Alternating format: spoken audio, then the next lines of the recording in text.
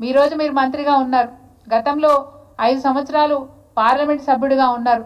మరి ఈ జిల్లాకు ఇప్పటి వరకు మీరు చేసింది ఏంది, ఏం చేయబోతున్నారు అనేది మా క్లారిటీ ఇవ్వాలా మా జిల్లా తరఫున నేను అడుగుతా ఉన్నాను.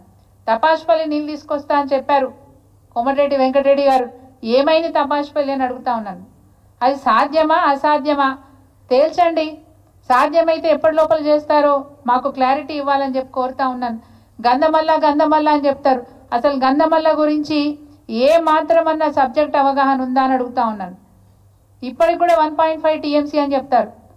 అది ఈరోజు గంధమల్ల రిజర్వాయర్ గురించి క్లారిటీ ఏమైనా కావాలంటే నా దగ్గర సబ్జెక్ట్ ఉంది, ఇవ్వడానికి నేను సిద్ధంగా ఉన్నాను. ఎందుకంటే ఆ ప్రాంత ప్రజలకు సాగునీరు అందించాలనే సంకల్పం మేమే చేసుకున్నాం. కానీ మాకున్న అనేక కారణాల వల్ల దాన్ని పూర్తి చేయలేకపోయినాం. మీ ద్వారా పూర్తయితే సంతోషిస్తాం. దానికి సంబంధించిన పూర్తి సబ్జెక్ట్ నా దగ్గర ఉంది, ఇవ్వమంటే ఇప్పుడు కూడా ఇవ్వడానికి నేను సిద్ధంగా ఉన్నాను. గంధమల్ల ఒకప్పుడు 9.86 TMCలది ప్రపోజ్ చేసినప్పటికీ దానిపైన ఎలక్ట్రిక్ ట్రాన్స్మిషన్ అంటే చాలా పెద్ద గ్రిడ్ లైన్ వెళ్తుంది, దానివల్ల కింద కట్ట నిర్మాణం చేయడం కుదరదు అన్నప్పుడు దాని కెపాసిటీని తగ్గించి 4.28 TMCలకు కుదించినాం. ఆ తర్వాత కూడా భూసేకరణ విషయంలో చాలా ఇబ్బందులు వచ్చినాయి. సరే పాండమిక్ కారణాల వల్ల కూడా అప్పుడున్న కరోనా పరిస్థితుల వల్ల కూడా ఎక్కువ బడ్జెట్ కేటాయించలేమని చెప్పి దాన్ని ఎటువంటి కట్టడాలు అంటే ఎటువంటి నిర్మాణాలు పోకుండా, ఒక చెట్టు ఒక పుట్ట ఒక బంగ్లా కూడా పోకుండా దాన్ని 1.41 TMCకి కుదించడం జరిగింది. ఇప్పుడు కూడా మీరు మాట్లాడుతుంటే 1.5 TMC అని చెప్తా ఉంటారు. 1.41 TMCకి కుదించి 575 కోట్ల రూపాయలు దీనికి మంజూరీ చేయవలసిందిగా అప్పుడు మేము ప్రభుత్వానికి ప్రతిపాదనలు పంపించినాం. ఇప్పటి వరకు దాని గురించి ఒకరోజు చర్చ చేసింది లేదు, కనీసం ఒక 200 కోట్లు రిలీజ్ చేసింది లేదు. కనీసం మా సలహా తీసుకోండి. ఇప్పటికే మల్లన్న సాగర్లో నీళ్ళు వచ్చినాయి, మరి ప్యాకేజ్ 15లో గంధమల్ల ఉంటుంది, ప్యాకేజ్ 14లో ఉన్న కొండపోచమ్మ సాగర్ పూర్తయిపోయింది. కొండపోచమ్మ సాగర్ ద్వారా గతంలో తుర్కపల్లి, బొమ్మల రామారం, భువనగిరి, బీబీనగర్ మండలాలకు మేము గోదావరి జలాలను అందించినాం. ఈరోజు రెడీగా ఉన్న మల్లన్న సాగర్ ద్వారా మరి ప్యాకేజ్ 15 కాలువ ద్వారా గంధమల్ల చెరువు నింపితే చాలు మేము ఒప్పుకుంటాం, మీరు చేయగలరని మేము ఒప్పుకుంటాం. గంధమల్ల చెరువు నిండితే చాలు తిరుమలగిరి వరకు నీళ్లు పోతాయి. తిరుమలగిరి అంటే సూర్యాపేట జిల్లా, తిరుమలగిరి వరకు నీళ్లు పోతాయి. గంధమల్ల చెరువు అలుగు పారితే చాలు. అదేవిధంగా గంధమల్ల చెరువు మీరు నింపితే పైన ఇంకొక డిస్ట్రిబ్యూటరీ కెనాల్ కూడా నేను దగ్గరుండి ఇంజనీర్లతో సర్వే చేయించి, నేను కూడా సర్వే జరుగుతున్నప్పుడు ఊరు తిరిగి మరి మంజూరు చేయించుకున్నాను. దానికి భూసేకరణ కావాల్సిన డబ్బులు కూడా 12.4 కోట్ల రూపాయలు మంజూరు చేయించి రైతులకు భూసేకరణ డబ్బులు కూడా ఇప్పించడం జరిగింది.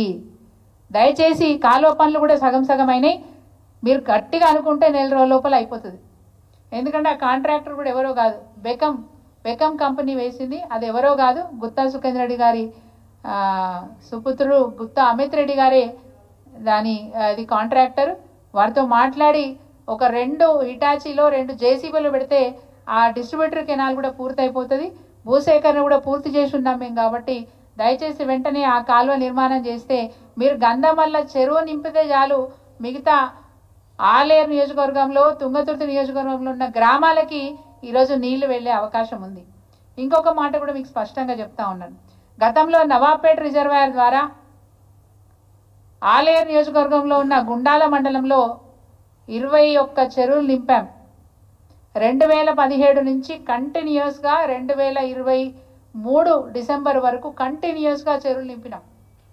ఈరోజు కాంగ్రెస్ ప్రభుత్వం వచ్చిందనుక నో బడ్జెట్, ₹1 బడ్జెట్ అవసరం లేకుండా ఉన్న కాలువల్నే ఉన్న రిజర్వాయర్ ద్వారానే నీళ్లు నింపే అవకాశం ఉన్నప్పటికీ కూడా జిల్లాని పట్టించుకొని మీరు ఈరోజు దయ్యాలు వేదాలు వల్లించినట్టుగా మీరు మాట్లాడుతుంటే చాలా బాధగా అనిపిస్తుంది. మీ పట్ల గౌరవాన్ని తగ్గించుకోవద్దని చెప్పి మిమ్మల్ని రిక్వెస్ట్ చేస్తూ ఉన్నాను. ఇంకో మాట కూడా అడుగుతా ఉన్నాను.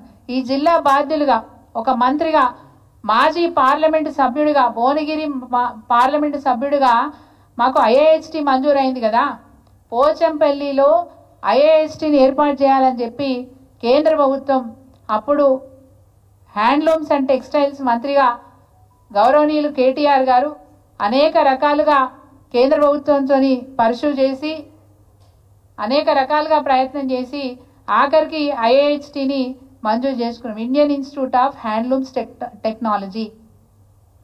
ఆ ఇన్స్టిట్యూట్ పోచంపల్లిలో పెట్టాలని చెప్పి ప్రతిపాదిస్తే కేంద్ర ప్రభుత్వం నుంచి కూడా మీ ప్రతిపాదనని మేము ఆమోదిస్తున్నాం, పోచంపల్లిలోనే ఇది ఏర్పాటు చేస్తాము, దానికి తగ్గ మరి భవనం కూడా ఉందని చెప్పి చెప్పారు అని చెప్పి ఆ రోజు కేంద్ర ప్రభుత్వం నుంచి లెటర్ వస్తే ఈరోజు